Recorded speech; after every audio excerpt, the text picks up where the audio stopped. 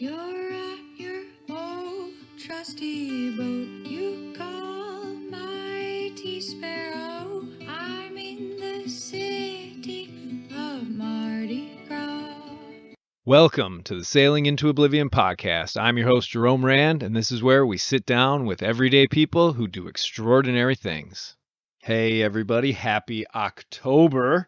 We have entered a new month, and it feels pretty good. Although, I will say I'm now under the gun when it comes to getting Sparrow ready for offshore sailing. I've got basically a month to go. The mast is still off the boat, but it has new wires, it has new lights, and we're that much closer to getting it put back on the boat, and then a few more things. But today I was very fortunate to be able to sit down with Jenny and talk about whales and talk about, I don't know, we went off into the weeds on all sorts of different subjects and sailing and everything, and it was really interesting. And like I always say, it's really quite remarkable to me that people will spend their time sitting and chatting with me, and I never want to take that for granted. So big thanks to Jenny for coming in, and it was a wonderful conversation. But before we begin, like I always say, if you want to support the podcast,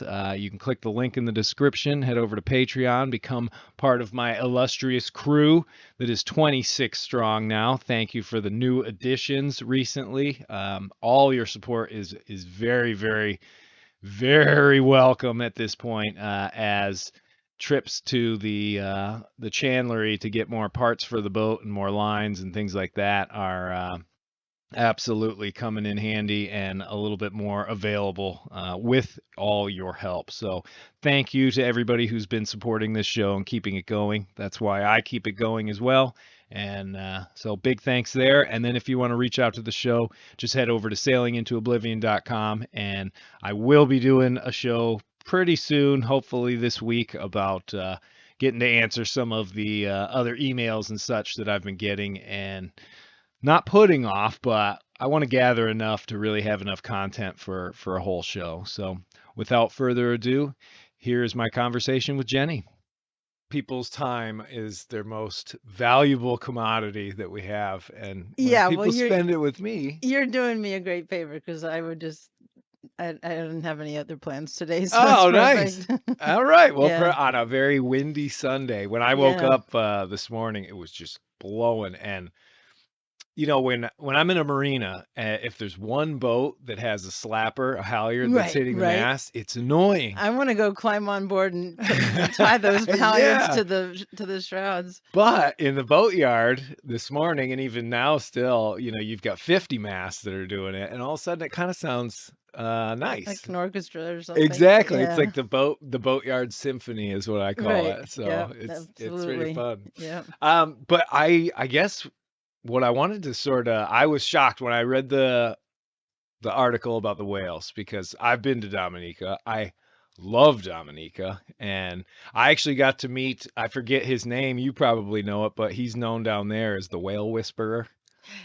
Is it Patrick Dykstra? No. He lives there. He's Oh, okay. from Dominica. They go out on this big catamaran sailboat Okay. right Nope. from Portsmouth. Nope. Somebody different than. Oh, it was another What? person. Oh, okay. Well, I went down with a wildlife photographer, Patrick Dykstra, and he is a professional photographer, works for BBC or National Geographic or whoever so he'll take a small group of people, usually 4 or 5 people, on some of his expeditions, and so I was fortunate to Yeah, do you 3. just reached out to him, and he was like, "Yep." Exactly. I saw some footage on Facebook. Uh-huh. Some footage of him, some drone footage he had taken in a fjord in northern Norway of these orcas. You could see it. The water was fairly clear. It was nice sandy bottom, and there were orcas and rounding up herring that had just come in from offshore for the Oh, where winter. they're working as a team and Yeah, so the basically herring comes in and the orcas follow because they come into a fjord and the orcas go, all right, here we and go, so they're penned up. Yeah, exactly. So they start creating these herring balls, and So I saw this footage of the orcas re- doing making up a bait ball, Yeah. and at the end of the footage, it was really impressive. And at the end, it says, it's Patrick Dykstra, and he, sometimes takes people on some of his expeditions with him. And I like instantly got on my email. I researched his email address Yeah, and you reached get to out his to little him contact and page. went right on it, emailed him. Like, I just like, it's funny how I can be sometimes. It's just like, I know when I'm being called to something, it's really powerful. Yeah, yeah. And so I emailed him, and I think I heard back like really fast. Yeah, I'm doing that same trip in 6 weeks, and I've got somebody backed out. They've already paid their deposit. It was It's just like like perfect. magical, and I was obviously meant to be on that trip. And I'll tell you, getting in the water in the middle of a feeding frenzy with orcas and humpbacks, it's just I was rereading my own stuff this morning, and you know, th- that's one of the gifts of this podcast for me is that because I needed to refresh my memory. It's been, Yeah, it's go been a over it a few little. years. Right. So, because Dominica was in 2018, and so I was trying to remember that feeling of being in that cold water with a dry suit, so I was warm. It was about 40 degrees, and in that, the northern climate where we never saw the sun.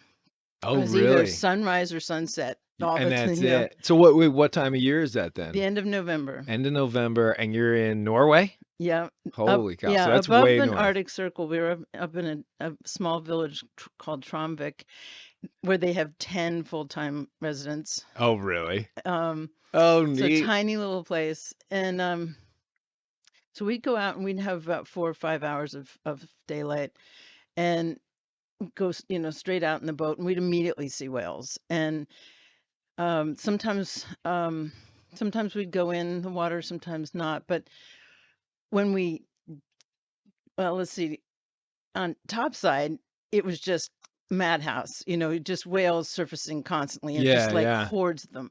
But that's just like literally the tip of the I iceberg. couldn't even imagine. I mean, What's going on beneath thinking the like we're surface? going down there.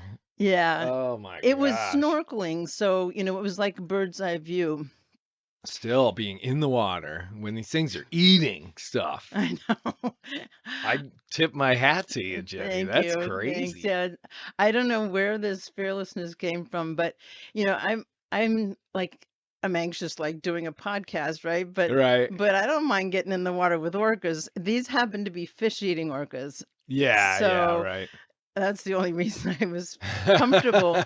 But just, still. So, and I have such reverence for them that, it's just like Oh, I they're was just unbelievable, aren't they? they are. And so I guess I wanted to share a couple things about the feeling of being in the Yeah. water Oh, with this please going do. on, Please do. because it's crazy. Um, one time we were actually in the water in the middle of a feeding frenzy. So there were orcas darting all around me all the time, just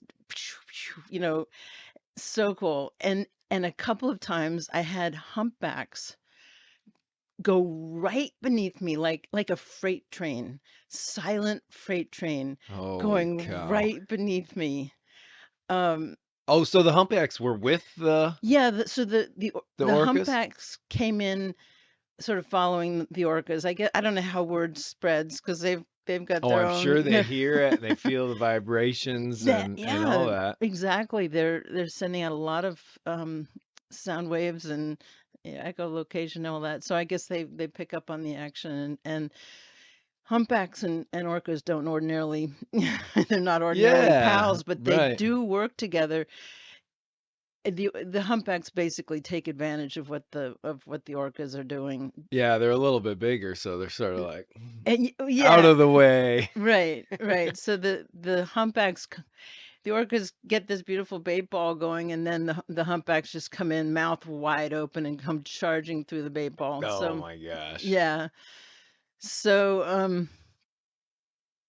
yeah, so I just happened to be there when a couple of humpbacks were just cruising right beneath I mean, Right right there. beneath me. And what size wise are they 40 foot, 50 foot, like around that range? You know, It must be hard to judge. it is hard to judge, and I'm not a great memory. I don't have a great memory of data and stuff like that. But I mean, a humpback, they're big. They're They're big. probably 50 feet. Yeah. Seriously. Your brain was probably telling you 100. You're like, Well, no, whoa. yeah, It's like when you I know, see waves out on the ocean, I'm like, that's the biggest wave I've ever right, seen. right, fish story kind of thing. Um, when I was in the water with them, I wasn't thinking about anything. I was just in total awe Oh, and mind completely blown. was there any eye contact? With these whales, no, because I feel like they were aware that I was there, but I was of no concern to them. They just, Oh, yeah. I was just literally a fly on the wall. So um, that's why after that experience, I moved on to I had an intimate experience with them, but what I really wanted was more of an intimate connection with a whale. Yeah, like a personal, like, the whale knows you're there and Yeah, you're and sort of you're in this moment connecting. You're together. Yeah. connecting in a way. Yeah. Well, because I've always considered them to be very intelligent. I don't know if this is the right word, but sentient beings. Like they think and they have families and they're not just an animal to me. You know Yeah, what I they're mean? really, in my mind, they're like people of the sea. Yeah, I was just gonna say that. And yet, that said, I think that their level of consciousness and I think they exceed us in a lot of ways, to be honest with you. They have a type of perception that consciousness researchers have said these whales are picking up information about other beings around them, like their emotional health and their physical health, their emotional state of being, and that they can do that for thousands of miles. I mean, it's just we can't understand what they're picking up Yeah, because it's a yeah. totally different type of perception. Well, and we've never been able to decode their language, the whale songs or any of that stuff. It's Exactly. still Yeah. just a complete mystery, but we know they communicate and we know they have these family units and everything. I mean, I Ex- know it changes, doesn't it, between whales, like the way sperm whales orient their family units would be different than humpbacks, wouldn't it? yeah. Again, I haven't done I haven't done a huge amount of research. For me, personally, I'm all about the experience and the connection, Mm. and not as much about the information Well, and don't worry, you're the I you're the foremost whale expert on this podcast. So kudos on that. um so yeah, I mean, I could push the limits here and say there are people, some of whom I actually know, who are deep meditators and have actually channeled some information from whales. So, it can go pretty, there's You a can get lot really out into it. there to indicate that they're pretty amazing creatures.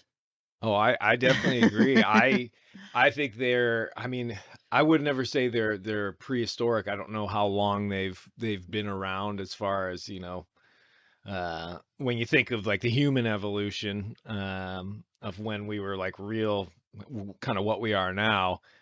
Whales have probably been around a lot longer than that, I would think. Again, I Yeah, don't know, yeah. but I have this feeling that I don't know, like you said, I kind of almost feel like they exceed in life, I think sometimes better than we Yeah. do, in a lot of respects.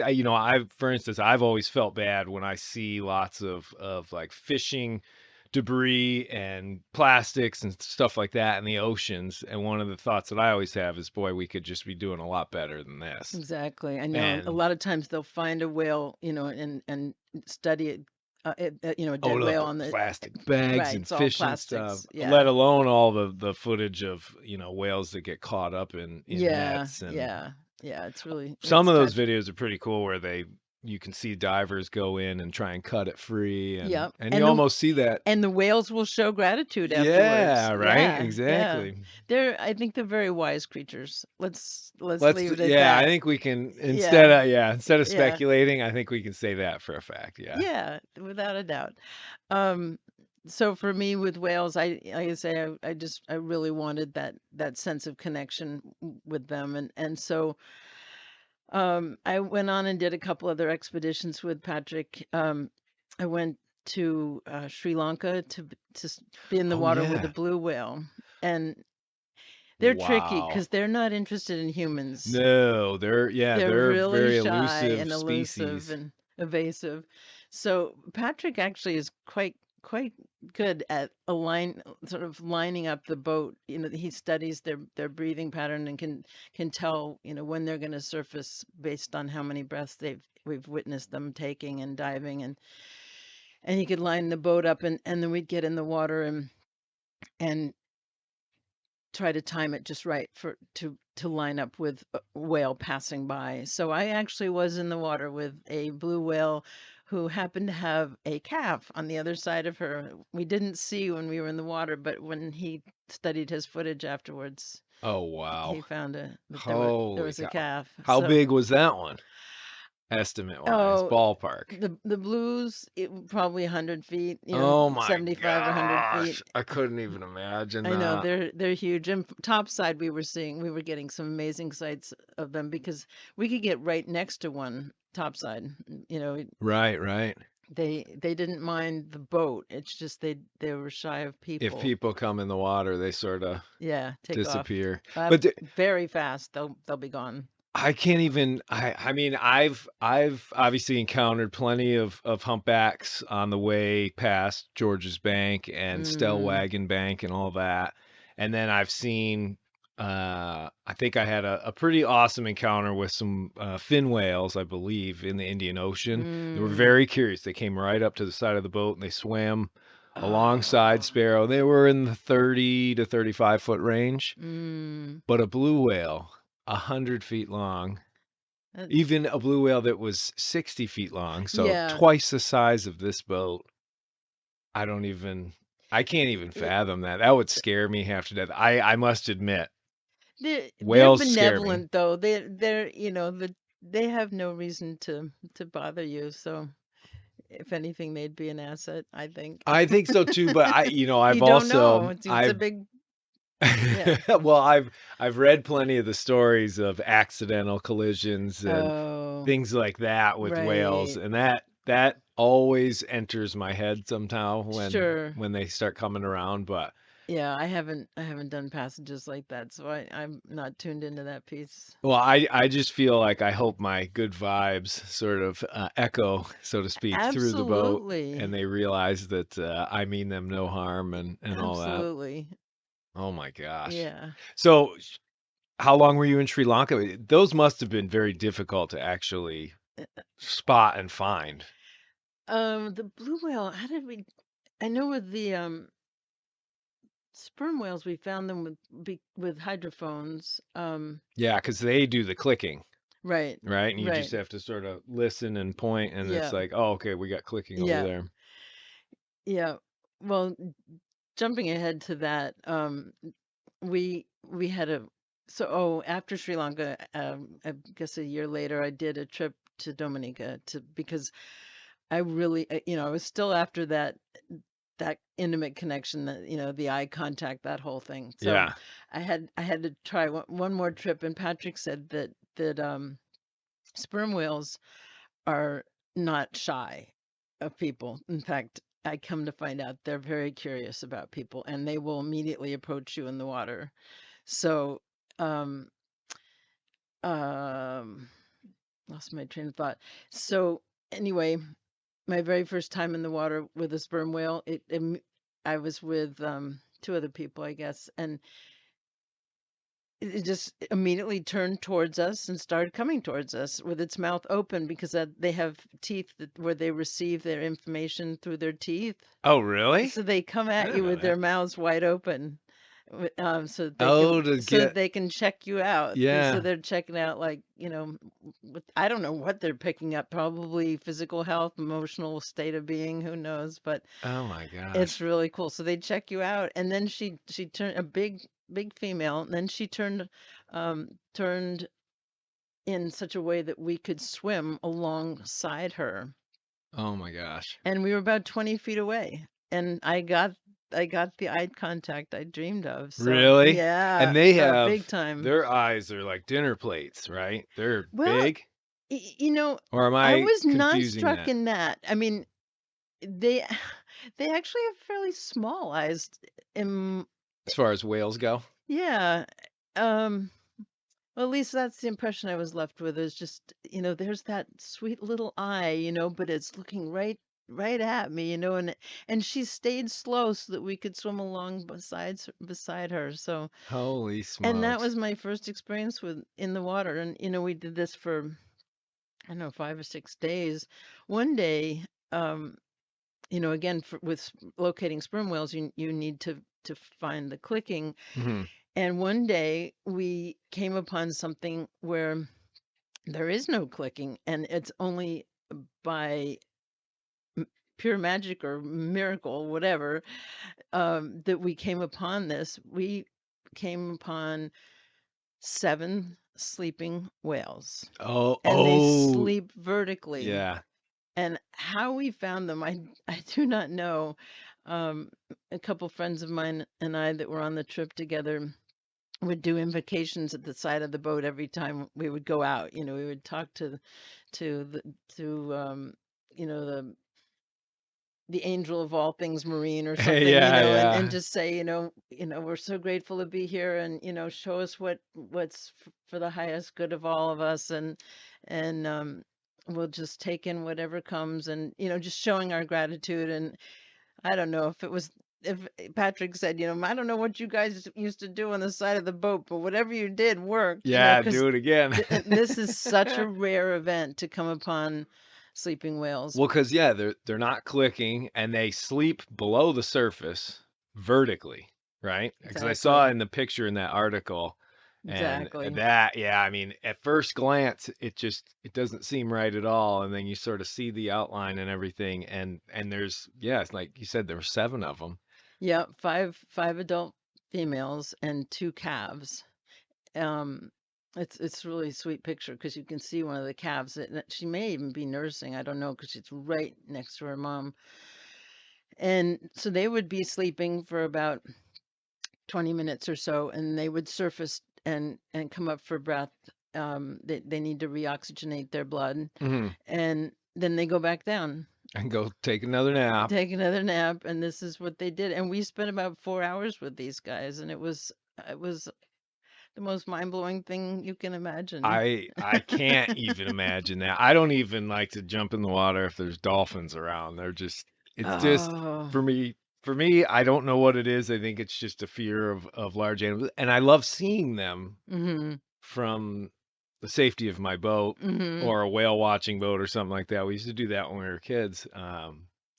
But the idea of getting in there, and I know if I ever reached that far-flung island of Tonga, they Oh, also do yeah, snorkeling with the humpbacks over there. that's one of my dreams. I don't know if I'll make it, but Oh, yeah, I'm sure you will. Just keep asking the universe for right, it. right. Yeah, that would be awesome. Because there's very few places in this world where you can do that, where they actually have expeditions where you can get in the water with the whales. And I Yeah. know Tonga's one, Dominica, and Dominica was really it's an exceptional place because it's the sperm whales, but it's only the females. They're resident. Yeah. Yeah, they just hang because it's Dominica just jets straight down, and Yep. it's cliffs, and I think Yep. they're going for don't they eat squid Yep. mostly? Yeah. Yep. So they can just hang out there, and then the males, the bull males and stuff, they're out just in the Wandering ocean, the seas. Yep. and they're typically the more I guess you would say, ferocious. Hmm. Not that they are meaningfully ferocious, Right. but they're the ones that, have to fight each other Right. and all that Right. Do stuff. their And macho thing. holy smokes. I mean, I remember seeing that whale watching boat go out from Portsmouth. Were you going out of Roseau? Oh, shoot. I'm not sure I can remember where we were leaving from. All I remember is that they had just been hit by a nasty hurricane, so a lot of stuff was knocked out, like the ramp, the dock that we were supposed to walk out on to our Hmm. boat, had been completely taken away. It didn't exist anymore. Yeah. And so we were climbing these weird ladders and to get up and to get out to our boat. Was it right near where you took off? What the dock that it was tied up to, was that it wasn't Pitcairn Beach where they have the little brown cabins that people stay in and it has that tiny little restaurant? Oh gosh, And all I there's can that. remember was there was a little dive shop right at the end of the dock. Oh, there's a dive shop at the end of the dock. Yeah, Okay. yeah. Hmm. Yeah, I mean, my normal haunt there is always Portsmouth, because one of the greatest human beings I've ever met, Eustace, Mm, he has a little water sports center and Hobie Cats, and cool. he's born there and everything. I worked with him in the British Virgin Islands, and just he is like the perfect ambassador for a place like Dominica. Just happy, Neat. loves showing the island off. And Hmm. did you get to do any of the other stuff on Dominica, any of the hikes or anything? No, no, Just it's all about whales. being on the water All with the about with the whales. Yeah. whales. Well, Wow. and also because it's a filming expedition for Patrick, so we'd be setting, I'd watch him sending out drones and, Oh, really? especially, he definitely went to town photographing those sleeping whales. That was Oh, I'm really sure. powerful. Yeah, Yeah. that can't be the amount of work and footage that you must have to peel through to actually Yeah. put something together like that. I couldn't even imagine. I'm trying to do like YouTube stuff and boggling my mind. Yeah, right. Did it end up getting made into like a little documentary? I don't know what, I honestly don't know what there's a new film out right now about Patrick called Patrick and the Whale. And I don't know much about it. I think it might be BBC production. Oh, okay. But it'd be worth tracking down. Yeah, I'll have to check that out. Maybe you have some old Oh, stock footage of you down there right, good, because eyeballing the whales. there's a couple really cool shots of me right above those sleeping whales. So Yeah, yeah, yeah, yeah. Ah, man. I have it in my living room. Um, One thing I wanted to add about that, again, sort of pushing the envelope a little bit into expand our thoughts further out there. According to sort of conventional wisdom, they were sleeping, right? Yeah. But if you ask an animal communicator what they were doing, they were meditating. I actually had Really? an animal communicator look at that photograph of me with the whales and the sleeping whales, and she said they told her to tell me that they weren't sleeping, they were meditating. So, Really? so just to kind of stretch our Yeah, thinking yeah. a little bit, who knows? I don't have any belief one way or the other. I'm just open to all of it. So Well, I think anything is absolutely possible. And the exactly. power of the mind, not only ours, but of a whale's. It's still such a mystery. Well, and part of the problem with that, the power of our minds, is that we discount things that we hear that don't seem to Yes. fit our normal lives. So Right, right. Well, and um, it's not, yeah, I think in there was something, I forget what podcast it was. I think it was Lex Friedman, and he's talking to a gentleman, and they're basically talking about one of the really interesting aspects of your mind is not how much input you can take in and your mind will process, but how much it gets filtered out. Because I mean, we're constantly being inundated with everything yeah. from, just what's going on here and noises out there, and we're able to still just carry on a conversation while our five senses are getting all of this information. Let alone maybe sixth sense. Who knows? Yeah, You right, know, right? exactly. I always thought it was pretty interesting with dogs. I have a friend of mine that he was have they've had this golden retriever for a long time. Sweetest dog you could ever want. Loves everybody. Mm, And he had somebody that he had worked with in the past over to his house. Wasn't really great friends with him. In all honesty, probably didn't like him at all, but was sort of doing it. And it was the one person that that dog growled at and didn't like and didn't want to pet. mm, And as soon as I heard that, I was like, well, the dog's obviously reacting to you, but even though you're trying to sort of be like, yeah, you're my friend and all this stuff, if really internally you don't like that person, the dog is obviously picking up on your true feelings. And I've always thought that's you very know, true and very interesting how that can happen. we are fields of energy. We have energy around us, and those can be perceived, you know, by other beings for sure. Yeah, I do wish, that maybe you know some of this stuff. The whole idea of having an aura. There are people that claim that they can, see or sense the aura around us, and it's essentially your mood, correct? Well, it's affected by your mood, but again, we're energetic beings, Hmm. electromagnetic beings. I forget how it goes. That thoughts are electric and feelings are magnetic.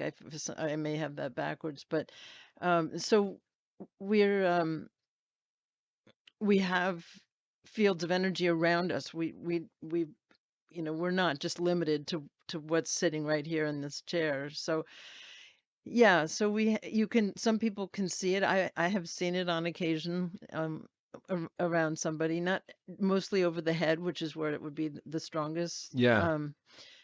And it's affected by where you're at. There are different colors of it, and there are some people who can read them. In terms of they can analyze them Yeah, right. And based on the colors. I've always thought, even since I was younger, I always kind of felt like I was kind of at least a good judge of character as far as, if I meet a new person, I kind of know rather quickly whether it's a nice person or is somebody who's really up to no good and has, not the greatest intentions and stuff. Absolutely. And I don't know if that's, me just being able to sort of pick up on their aura or whatever.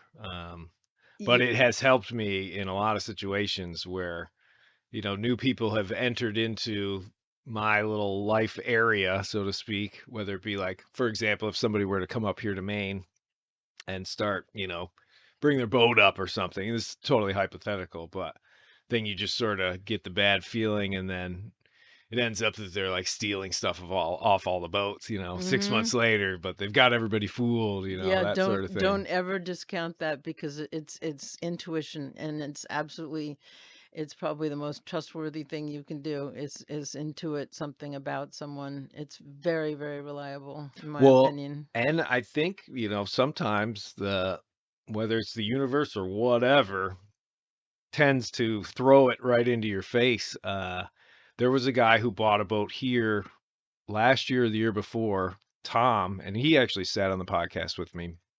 And he had hitchhiked around the US for years when he was like a teenager. And then there was one day he was standing on the side of the freeway and a car passed, and he had this overwhelming, like, bolt of lightning feeling that he needed that car to stop. And the car passed, and he's just like looking at it, and then the car stops. Long story short, they end up getting married, and it's his future wife, and she had felt essentially the exact same thing. And this is back in like the 70s, I believe. So Oh a my woman God. pulling over and picking up a male hitchhiker, Right? probably wasn't a common thing, but it was one of those things where they had both felt that I just got strange. shivers. I Yeah, love that right. stuff because there are countless stories like that. It Countless. it, it really there is this miraculous side of life. I Okay, so I've got one for you. How about we knew each other about, I mean, I guess you'd seen me in the boatyard working on Mustrows or something over the Yeah, yeah. spring, but we've never spoken more than a few words to each other, if that. And you, I don't know what prompted you, but you invited me to do a podcast, and you don't know me from a hole in the wall, but I turns out I did have a few things to talk Oh, about, heck and I'm yeah. so, it's just Well, and you're a sailor, and I always love having sailors on here. I find the sailing community to be such a tight knit, and sort of there's this common ground that this podcast has always sort of used that as the backbone, but more and more it just branches off into anything and everything else. right. But yeah, I don't know. I was so proud of you guys pulling in that slip, I was and pretty proud of it too, well, actually. I always, I mean, Dave and I actually did a short podcast about, what you should do to prepare to haul your boat out. And it's funny because there's a few people that haul out in the yard that listen to the podcast, and all of a sudden, one of the things Dave said is, show up a day before and bring a picture of your boat in the sling so we know where to put the straps. And now it seems like every other person that Oh, comes in, it's like, I got my picture. oh Here, take a look. And, wow. and it's kind of I would funny, but never have thought of that. yeah, well, because it's one of those things where you always think you'll remember it from year to year for us, because we, trying to, when we haul out a boat, we're aiming for in between the rudder and the prop shaft. And the prop Mm, shaft is the tricky one, because if we yeah. if we even pick the boat halfway up out of the water and it's on that, Ooh, you pretty much bent it already. yeah. So, Interesting. yeah, there's no going back. So we always like to know exactly where. But, Jim and Dave have been doing it for decades, right? Mm-hmm.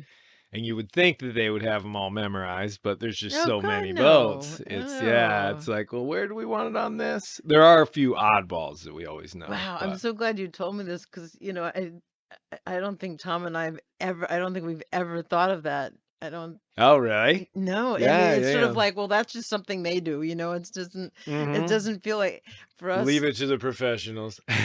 well, essentially, and we've got enough to do because we have to put, on Tom's boat, we have to take the mizzen down, the mizzen Yeah. mast, and, and we have to back the boat in to the Mm-hmm. slip, and we back to port, and if the ferry's in, it creates the eddy, and it's just like that's why I was so nervous bringing Bliss in because sh we've always had such stress about bringing Mustrows in because we bring Yeah. her in backwards, and And it's a huge boat. I it's a mean, it big fills boat. the slip, It and really, really like right to the edge. it tests out this.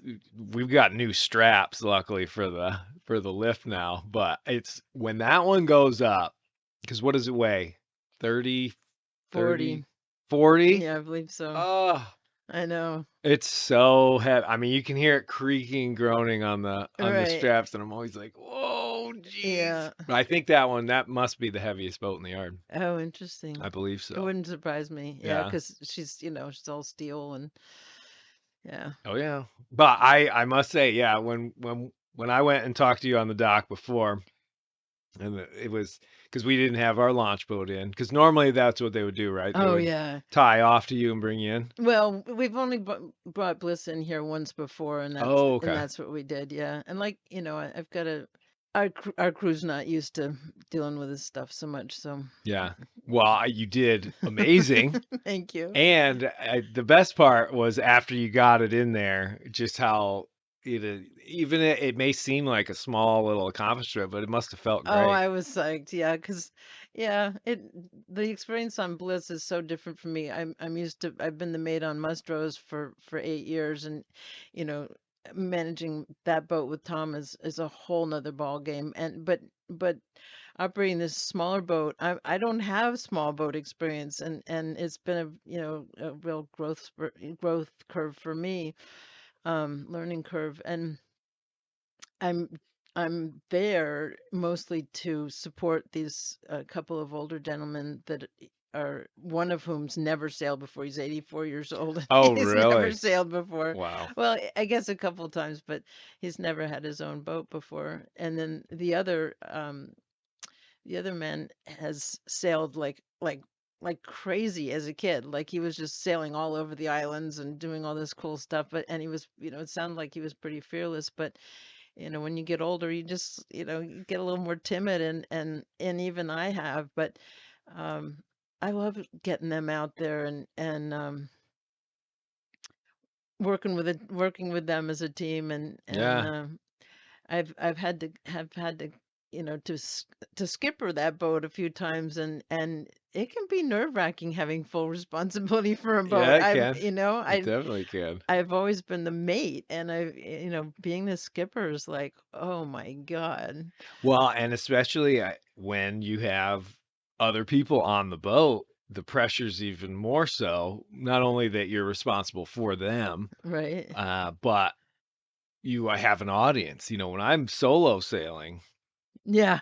I mean, I guess you could say I'm the captain of the boat, but I'm like the sole crew member. I There's nobody. consider myself and Mighty Sparrow to be just partners in crime, Absolutely. so to Yeah. speak. But Yeah. oh man, that's pretty cool. But it is nice to be able, as you do, we all have to think about that. You get older, and even with something like sailing, which isn't the most physically intensive sport, it can be, but it's not Mm, totally. But still, It's you, demanding in different ways, yeah, like I find, we my my crew on Bliss, they'll often forget to watch for traffic, and I'll say, David, do you see that ferry coming? And don't forget we've got to pass port to port, and it's been a lot of fun yeah, sailing that's with cool. them, And and it's that's a fast sailing boat too. yeah. What type of boat was it? It's a Soling, and A Soling, they're yeah. like, for years they've been the Olympic sailing boat. I don't know too much about that, so I can't go into it, but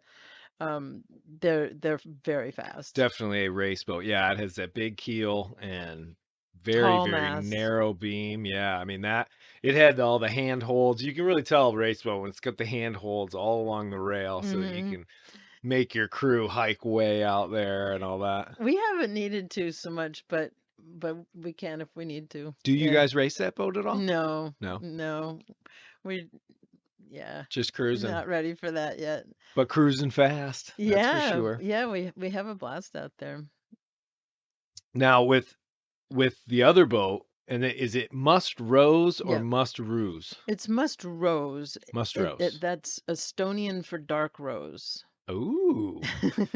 She's connected with a band of professional pirates, the Pirates of the Dark Rose, that we do family entertainment, like at Windjammer festivals and stuff. Oh, very cool. Yeah, so we'll even, sort of reenact little sea battles out in the water, and shoot a 8-gun broadside and Oh, very cool. with black powder. And so that boat, that's a whole, yeah, holy mackerel. I That's like a real, I mean, not to interrupt you, but when I can remember the first time I pulled into Night Marine, seeing that, I think it was over by Thai Tugboat, and I was like, that's a cool boat. What is going on with that? And then meeting Tom and then launching it and all that, and yeah. it's like a pirate ship. It really Yeah, is. it's an honor to be the mate on that boat. It really is. Tom's wife had passed away, and he needed someone to help him sail it, and I happened to be available. Mhm. And the rest is history. I've been doing it ever since. How many years now? 8. 8 years. Wow. Yeah. Well, we had a couple years off be, because Tom had knee surgery and various things, but um, we've still, even those years have had to do maintenance and tar the shrouds and stuff like that. Yeah, because it's really a traditionally rigged ship. Did he build the hull? He built every Everything. inch of that, the anchors, the woodwork, everything, absolutely everything on that boat he made. I've always felt so much awe when I'm like either get to sail on or at least just see a boat that someone actually just built themselves. I Yeah. could not fathom doing that. I mean, I love Mighty Sparrow, But I love the fact that it was built by professionals, Right, right. if that makes any sense. Absolutely. Well, it took Tom 16 years to build this thing, Yeah, so holy smokes. yeah, yeah, it's pretty cool. And it's a steel hull, and it's because there's a whole class of boats out there that are modeled after Joshua Slocum's Spray. Exactly. That's she's modeled after Spray. Um, she's a let's see, a gaff rigged yawl Okay, that so set the and she sets a topsail. so the mizzen mast, the second mast is aft of the helm, Yeah, and then it has a topsail, so that means it has the yard arm, which gives it that pirate ship right. sort of Yeah. look to it. But That's my favorite sail. It's really fun to use. I remember watching you guys put all that stuff up on the dock Oh yeah. earlier this spring, and just Uh-huh. I So much fun to know that stuff now. well, that's what I was going to ask you. I mean, that to me is still pretty big mystery when I look at any sort of large traditional sailing ship. There's just so many lines I can't even fathom. Mm-hmm. And what was it like to walk on that thing for the first time? That you just nailed it. I the first time Tom took me out there, we were trying to figure out, if this was going to be a, workable partnership for sailing, sailing partners. And um I've only sailed, conventional, sloops and that kind Yeah, of thing. modern stuff, Yeah, right? modern stuff. So I get into off that onto that boat and I'm just blown away at there are pin rails here, there, and everywhere with you know endless lines. And it took several years to really get them down, but I now know that boat. You know it- I'll take a quick detour. I feel like a boat has a soul, Oh yeah. you and Mighty Sparrow and She's a sassy old beast, this one. and I feel the soul of that boat, Mustro's.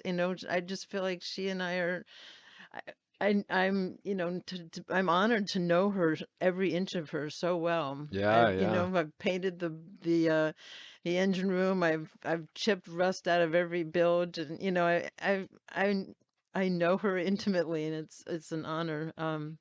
Now that I've taken that detour, I've got to remember where I was. Well, that's all right. We can just I do that all the time. And let me ask you real quick with the steel, because obviously Mighty Sparrow's fiberglass, which lends itself to a little less maintenance. But with steel, that's basically a battle against rust. Right. And so, is it every single year you have to go through it, find any places where rust is coming through the paint? Yeah, we're always keeping an eye on the bilges primarily. But on deck, like this last spring, um, we hadn't we hadn't put her in the water for a couple years, and there was so much bulging, rust spots Yeah. on deck, and we had to get a needle gun out, and Tom was. It just seemed like for days and days he was needle gunning. Yeah. And then George and I would come along and sand and And then paint you and have to so use forth. the proper Oh, types of paint, the primer, and then primer, and because I it's think all anti-rust, and because right, with steel in the ocean, obviously, if it was bare steel, it would just rust to pieces. right, So you're essentially trying to create a nice little barrier around it. right. That's sort of out of my wheelhouse. I don't really know the names of the special primer Yeah, and yeah. that Oh, stuff, neither do but I I. think we would treat sometimes we would just treat the rest with Ospo Hmm. or Corasil actually. Oh, Corasil's okay. our favorite. Yeah. You ever get any in like a cut on your hand?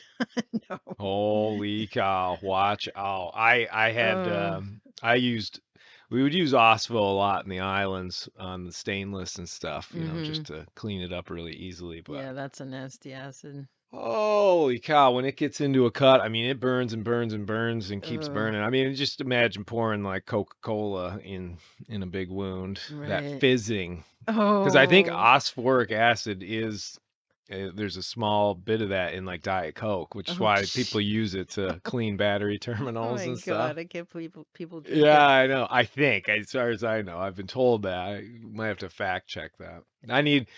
If the podcast ever gets really big, my older brother says he wants to be the guy on the computer next to it fact checking. So he'd be like, "Yep, you're right. Nope, you're wrong."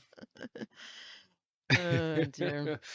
But yeah, I don't know. Mighty Sparrow's definitely taken very good care of me, and I think that's part of the relationship people have with the boat is that if you want the boat to take care of you, you need to make sure you're Mm-hmm. taking care of the boat. Mm-hmm. And how, I mean, when you guys are prepping that thing, I shouldn't even call it that's terrible. It's offensive. No. Must must Her. Rose. Yeah, Yeah, when you're taking care of when you're her. taking care of her, when you haul it out, how much work are you guys gonna have to do? Well, a fair amount because we have to bring down all those lines. So down rig it'll take a couple days. And that'll be done on the dock? No, Or is oh it God, just that'll the be, yard arm that you have to get down? yeah, the yard arm comes down on the dock, and the mizzen mast comes down on the dock before we bring it in to the travel lift. Then there are all those lines. Once we get her on the jack stands, we get to start down rig. Hmm. Took a couple days with that, and then we have a very elaborate cover we put on her, and that's going to be tricky at end of October with wind. Gets windy and stormy and cold. Yeah. Hopefully we're gonna have a nice unseasonably warm fall. And Wouldn't I only say that because I still have to do a lot of work on Sparrow. So Yeah, I fingers are crossed. But today, I mean, this last week was beautiful. I couldn't believe yeah, how nice it was. yeah, I was putting sunscreen on my t-shirt and it's, end of September in Maine. yeah. It's pretty nice. But who knows? It can all change so quickly. I know October. It's It's crazy, the isn't it? turning point. Yeah, Yeah. yeah. So, well, we'll just sort of have to wait and see what happens. But yeah, I mean, when you guys are sailing that boat, how far did you take it this year? This year, this was an unusual year. I was mate mostly for fit out, for getting her ready because Oh, Tom okay. has since gotten married and he and his wife spend time on it. Oh, okay. But they've got a lot going on at home, so they haven't been out as much as they'd like to this season. So this season is not it was not typical. But back when Tom and I were sailing it, it was mid coast Maine stuff. We went up as far as Acadia, Oh, okay. Bar Harbor, and one time we went down as far as New Bedford, Mass, for a pirate gig. Oh, really? Fort Rodman. Now, did you do a straight shot from essentially Matinicus right down there?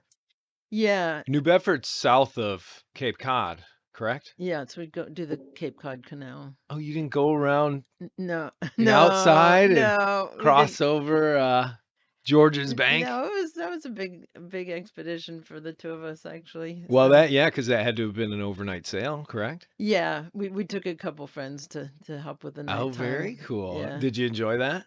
yeah, very much.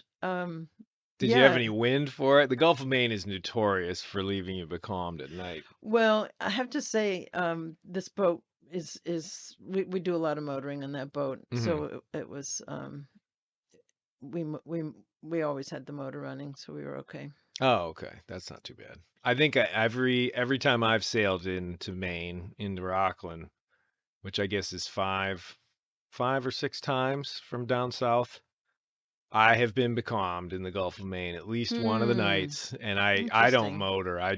Yeah, you'd I'll stick just it out. drift there Sure. and sort of enjoy the night. There was one time with a friend of mine. We were coming up from South Carolina, and it was we had just gotten up here a little too early. We would have motored in, but as soon as you're 10 miles out from Matinicus, all those lobster pots, Oh yeah. I don't if I Oh can't yeah. see them, like Oh I yeah. wouldn't I You wouldn't sail can't. up here, No. And I have a pretty well protected prop and everything, Nice. but Nice. Mongo, my wind vane, which is an old Aries wind vane, it has that hydro blade in the water. Oh, And if that shoot. hooks up on one, I mean, it's a burly thing, and I've hooked up on one before, and it made it through Oh. that, but I could see it doing damage. So, Yeah, we've picked up some. One time it pulled the prop shaft right out, and we had oh we had really? to we had to get hauled out. Oh geez. Yeah. Yeah, Russ, I don't know if you know him. He's got he and Elaine. They have a Cape Dory 36, I think, called Mm. Nutmeg. Oh yeah. Yeah, they're always out on a mooring out here, Yeah. and super nice. They accidentally the nuts came off and the prop came off. They were, I think, Mm. sailing over near into the islands, and somehow, luckily, the prop stayed in between the end of the shaft and the rudder and didn't completely Nice. fall Yeah, off. yeah. But they don't know if it was just somehow the nuts came off or if they wrapped a line and then they got pulled off or something. But there's that little cotter pin that goes in to stop the nuts from coming off, Mm-hmm. and the nuts had unscrewed right over the top of it, and the cotter pin was still Jeez. there. Oh wow. It's weird. I didn't even know that was possible. Wow, that's wild. Hmm. Hmm. Strange stuff. But Yeah. yeah, I don't know. Did you have any really I don't know, pinnacle moments this summer out on the water?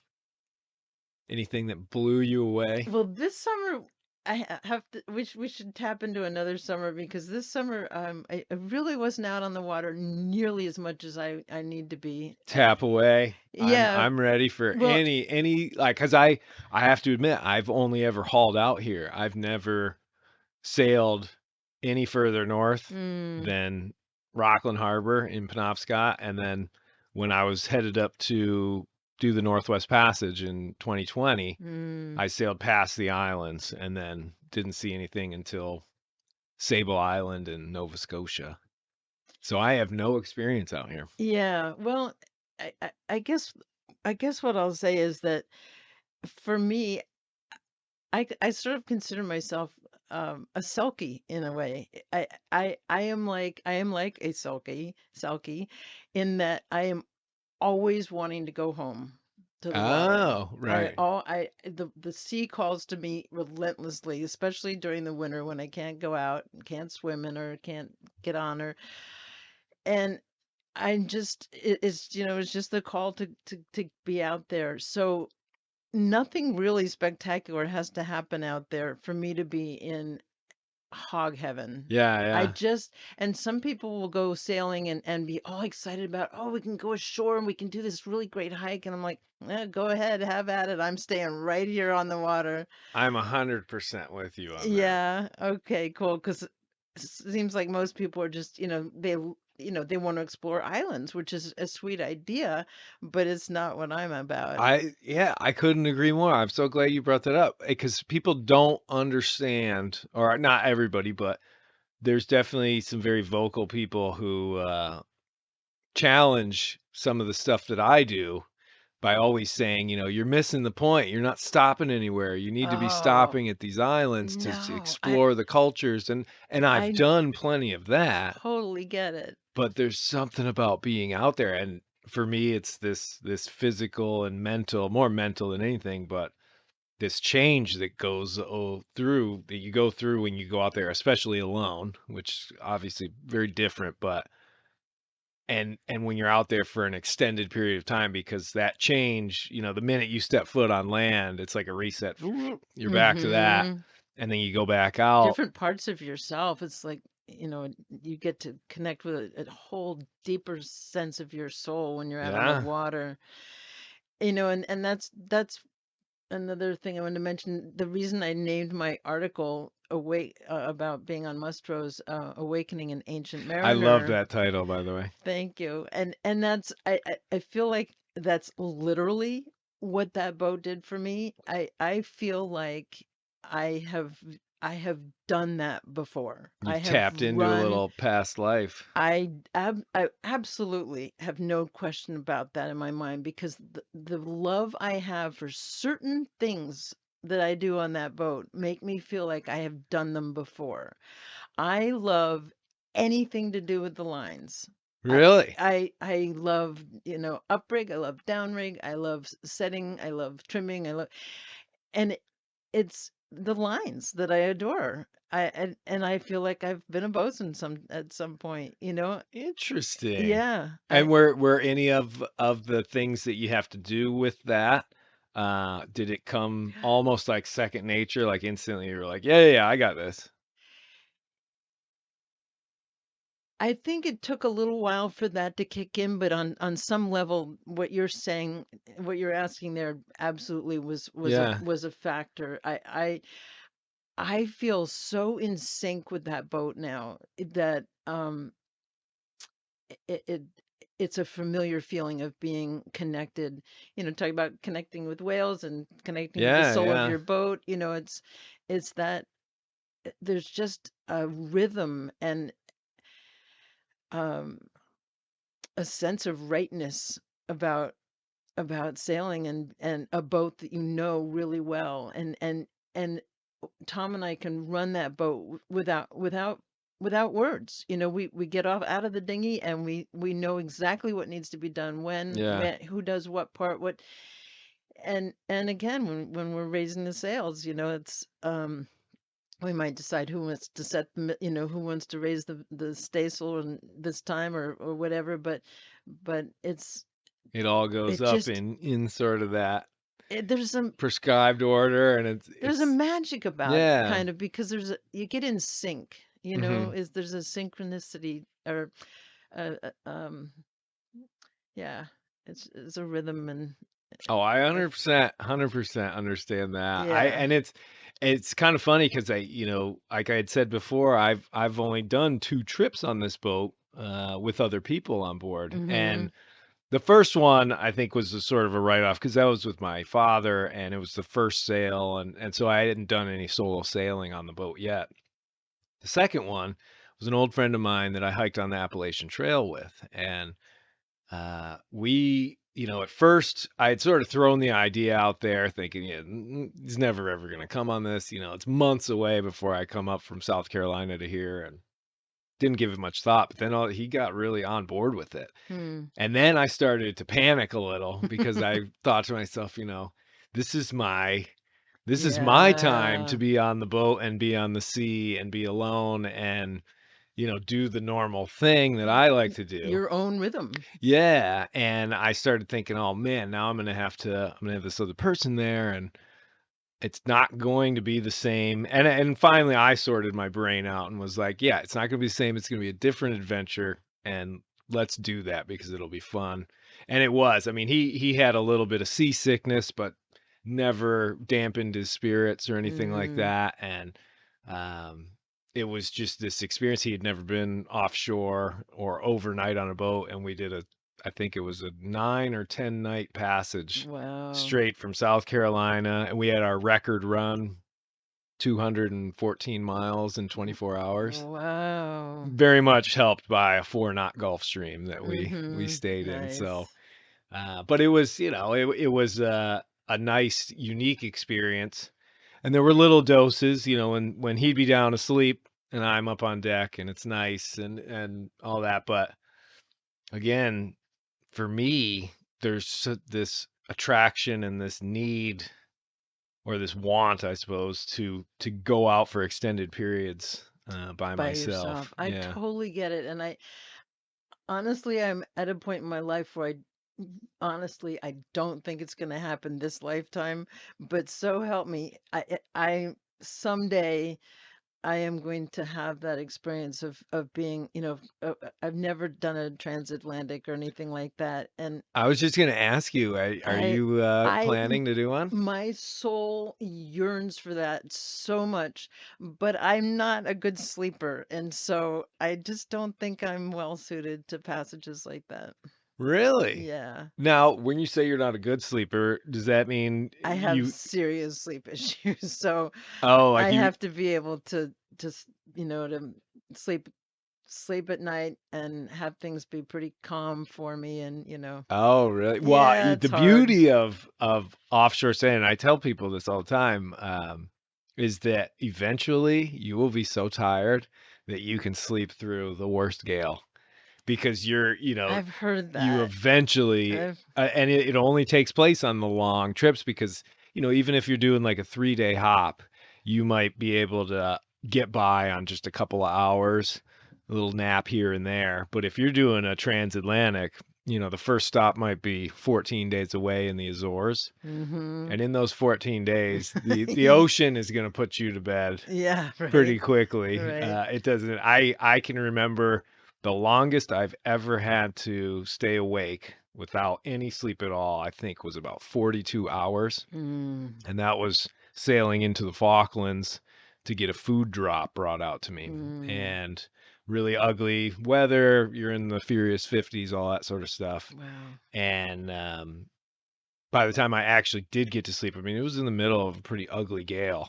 Wow. And I was so tired that my body was at a point where it was just gonna, it allowed me to stay awake through all the madness of being close to land. But essentially, as soon as I was offshore and out of traffic and out of all that, it was boom, Yep. right down to sleep. Oh, wow. Amazing. But at the same time, interesting enough, no matter how deep I'm sleeping, if there is an unusual noise, Mm-hmm. say a pin drops, a cotter pin or something like that, You're gonna it will hear it. wake me up. Isn't that amazing? Yeah, it's like Sparrow's way of sort of telling me, Yeah. like, hey, something's wrong. You got to do your Yeah. checks a little better, buddy. I know, and I love thinking about like what is it that makes that possible? Like what kind of magic is happening that Yeah, you can be in a deep sleep and still it's almost like somebody nudges you, you know? it's weird, isn't it? Yeah, I it's pretty cool. I have an example of that, and it's sort of a different thing, but so essentially one of the things that people always ask is, if you're sleeping on the boat and a squall comes in, that can be, and that's happened to me where I've woken up to the boat lurching over and then the sound of sails shredding and it's Wow. just a nightmare. Very rare, but every once in a while, it does happen. And that's typically my own fault because I'm carrying too much sail through a place that I know I shouldn't be doing, like in the Mm. doldrums or something. But there's been times, and I remember one time very specifically where I was asleep and the dream that I was having, I was with I think it was either my dad or my brother, it's one of the two. And in the dream, they were like, you need to wake up. You need to get up because there's a Oh, squall coming. And oh sure wow. enough, it woke me up and I went to the companionway and I looked out and I had about 5 minutes before nothing Oh, crazy, but a squall. And I had a that you needed to big attend sail to. up. Yeah, I had to go douse that and put the reef in the main and all that. And it only lasted 20 minutes or whatever, but it was a really strange sort of That is coincidence. so cool. Not a coincidence. Yeah, I mean, Not a coincidence. that's the brain sort of trying to Yeah, quantify it, I right. suppose. But Just we don't know. We don't know all of what's going on. We yeah, really don't. if I were to try and scientifically say, because like that was probably an extreme example, but Mhm. there's plenty of other times where I have woken up just out of a sleep without an alarm or whatever. I go up and there's a squall coming and I've got a little bit of time. And if I were to scientifically try to decipher that, Yeah. I would say that, maybe the temperature of the air or the Mhm. pressure in the air Sure. changes Sure. and All of it. pops me up. All of it. That's true too. But I like to think that it's actually, it's that sailor sense of, when you're out at sea for a long time, you get so You do. involved in the world around you. You Yeah. do. Yeah. And there's no distractions. And again, I guess that's one of the things that I like about solo sailing. You're not chatting with somebody or You, you're not. you don't get distracted. Yeah. And again, we were talking about being energetic beings. You don't have another energy that you're, Oh, that's yeah, distracting. right. It's there's a lot of energetic stuff going on between two people. Because yeah, I guess if you think of the world around you and Mother Nature and everything being sort of this energy ether, so to speak, and then you're just in it, you're the only one, so you're connected, I guess, on all sides. But if you have a second person there, and I suppose it wouldn't all be bad, like the second person could add to it Absolutely. for Yeah. sure. Yeah. But when you're all alone, though, it's complete. Sure. Yep. It's all around, and it's getting into. I don't know. This has been like it's been like a far out, like really kind of an awesome podcast. Like I knew we would get into some cool stuff. I just had a feeling. I don't know because There we are I don't again. I don't normally, yeah, right? I don't normally just grab anybody Off the out of the boatyard. yeah, and say, "Hey, we got," I'll throw it out to a lot of people, but then there's people like you who I'll sort of be like, "Okay, so yeah, let's schedule one," Mhm. and give you the phone number and all that sort of stuff. 'Cause But that was again, intuition. I think so, You yeah. didn't know that I'd swum with whales and I know, I had no idea, and when I saw that article and saw Dominica, I was like, I almost didn't wanna read the articles because I knew we'd sort of be able to get to know each other just on the podcast talking here, and I like doing that. There's been times where people would come into the marina down in South Carolina, and I'd chat with them for a few minutes and be like, "Oh my gosh, these guys are great. Let's not talk anymore. Let's do a podcast tomorrow, and we'll get to know each other right. on the show." Because then there's no time to get nervous or try and come up with things to Mhm. say. Because I think people sometimes have the idea that they're going to be talking for an hour straight and have to tell stories. And Right. I've always tried to be like, no, it's just a conversation, and Conversation. where you can go any Yeah. direction we want. Nice. Yeah. We have. And we definitely have. Well, and believe it or not, we're already at an hour and 10 minutes. That's amazing. Isn't that crazy? Yeah. Goes by really fast. Yeah. Well, I don't know. I mean, usually wrap it up at about an hour, unless you have anything else you want to share with the world.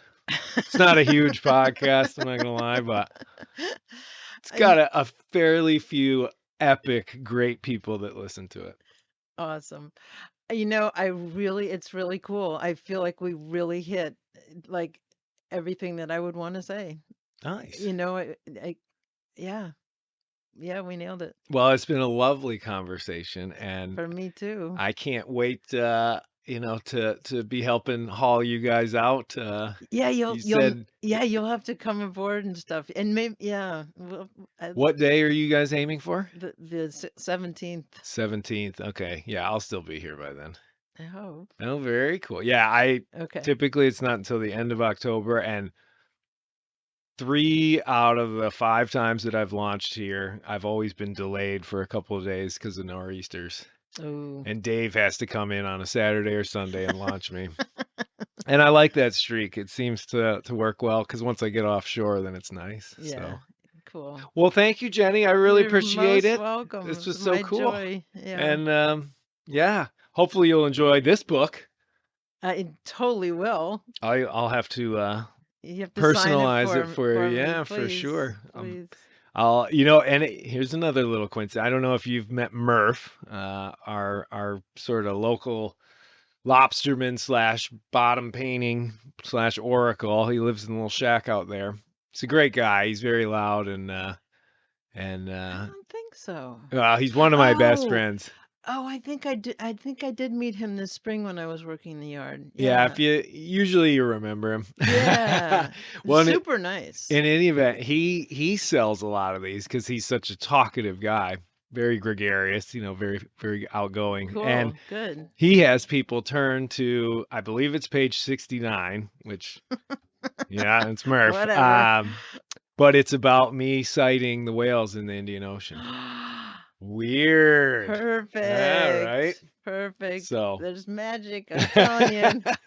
we're all connected out there. Seriously. Thank you so much for spending your time with me today, and Thanks for the invitation and for making it happen. my pleasure. We'll probably do one again.